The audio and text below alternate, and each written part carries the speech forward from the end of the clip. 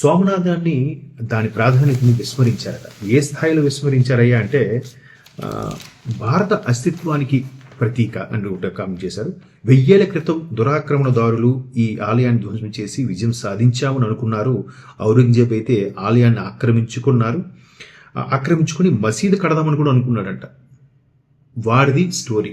వాడు తల్లి తండ్రిని చూడకుండా చెరసాలలో బంధించిన వాడి స్టోరీ మన చరిత్ర పుస్తకాల్లో, చరిత్ర పుటల్లో ఉంటుంది. ఎంత దౌర్భాగ్యం అండి, ఎంత చదువుకున్నామండి. నిజంగా సోషల్ మీడియా కానీ రాకపోతే, ఇంత ఏఐ టెక్నాలజీ కూడిన మీడియా రాకపోతే ఇట్లాంటి కాలగర్భంలో కలిసిపోయేవేమో. ఎవరు చరిత్రకారులు తెలిసేవారు కాదేమో. చరిత్రహీనులే చరిత్రకారులాగా చూపించేవారు, పుస్తకాలు చూపించారు కూడా. సో ఎప్పటికీ ఆలయంపై జెండా ఎగురుతూనే ఉంది.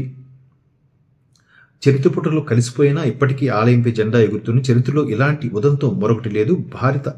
భారత అస్తిత్వానికి, గౌరవానికి సోమనాథ్ స్వాభిమాన్ ప్రతీక పర్వది. సో ఒకవేళ ఆలయ సంపద కోసమే అయితే సోమనాథ్పై మొదటిసారి జరిగిన దాడి సరిపోయేది. అలా కాకుండా ఆలయంపై పదే దాడులతో దైవాన్ని అపవిత్రం చేశారు.